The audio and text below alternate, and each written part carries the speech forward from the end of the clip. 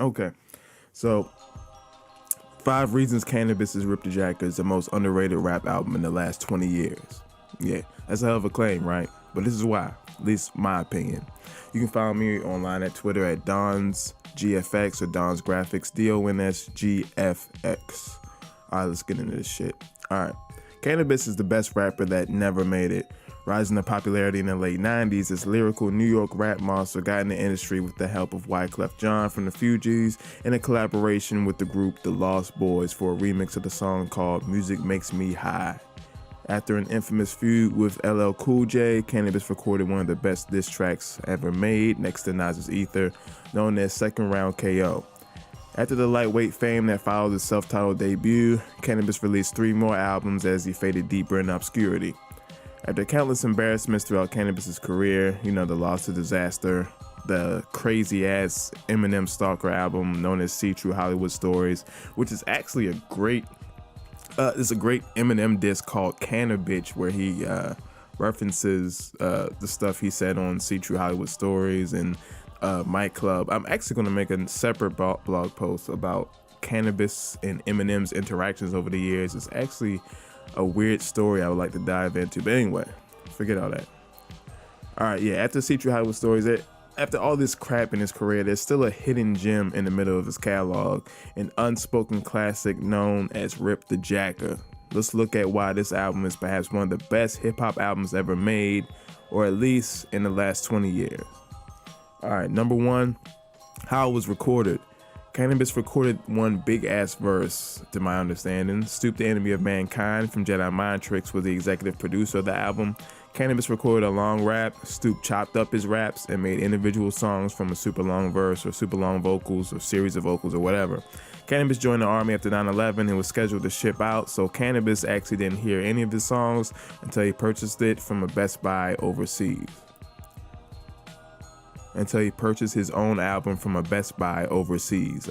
Anyway. Number 2, when the album was recorded.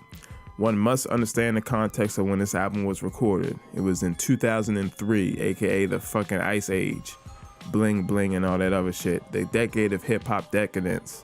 The 80s was the heavy metal, which is what the 2000s was to gangster rap. Okay, spinning rims, spinning chains, spinning everything, and the toughest, roughest lyrics about guns, drugs, and sex soar through the airwaves. In spite of that, here comes this one album that speaks on the deception of hip-hop in the industry, uses abstract and poetic lyrics, has no radio-friendly hooks, samples music you hear on college radio, and it even has a line about the philosopher Noam Chomsky. Imagine that. Number 3, what the album is about. As far as subject matter, a person could teach a college course on this single album. There is the abstract lyrical language, the weird stoop beats, the imagery of biblical references, science fiction, historical textbooks, and military insight all combined. This album was also recorded around the same time the US went to war with Iraq. As a fellow soldier who was about to be shipped out, Canibus's feelings and fears about the war are scattered throughout the album, so it's a great testament to the year it was released in 2003 when everything was going haywire and crazy with the war in Iraq. Number 4, the influence of the album. Jay Electronica, Tyler the Creator, and other MCs who utilize the abstract avant-garde way of crafting lyrics to paint a more vivid and more indirect picture should bow down to Canibus. When Canibus rapped the lines, DNA code sensors reflect old genetics. I presented my cosmic clearance to a patrol of medics. I was injected with sodium pithethol and questioned. I fucked that shit up. Anyway, when he made all those fucking lines, it was the same time 50 Cent was rapping, "Find me in the club, bottle for the bub." Yeah. In short, this nigga was rapping about this weird shit using big words in his rhymes before any of you niggas. Who raps about truth serum and manipulative dexterity tests? Canibus, that's who. Oh shit. Anyway, number 5, the producer. The beats, oh the beats. As a producer, I can say with confidence that one of my greatest producers of all time, one of my fellow sampling influences, is none other than Stoop, the Enemy of Mankind.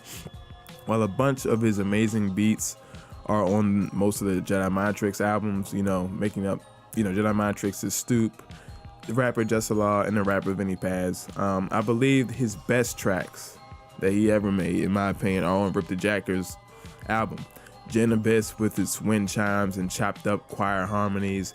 The Vidibus, and yeah, all these titles are awesome. They're like Bible book titles with Canibus's name inserted in them.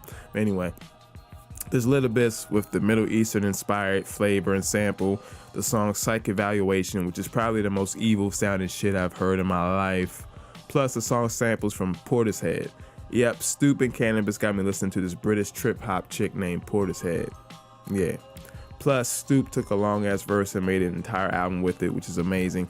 Each song has its own feeling and nothing feels forced at all, and it seems to ride along with the abstract nature and sound of the album. While the CD has no hooks, Stoop still fits in breaks between the verses, usually cut up with samples from the golden age with MCs such as EPMD and Rakim. It's almost as if Canibus and Stoop were saying to the rap gods, this is everything you've ever wanted. Yeah, in short, I think Canibus' Rip the Jacker is one of the most underrated, slept on, amazing MCs or albums and MCs in the last 20 years. So just check out Canibus' Rip the Jacker when you get a chance. This is Don from Daydreamers Podcast. Peace. If you're feeling the vibe, don't forget to subscribe.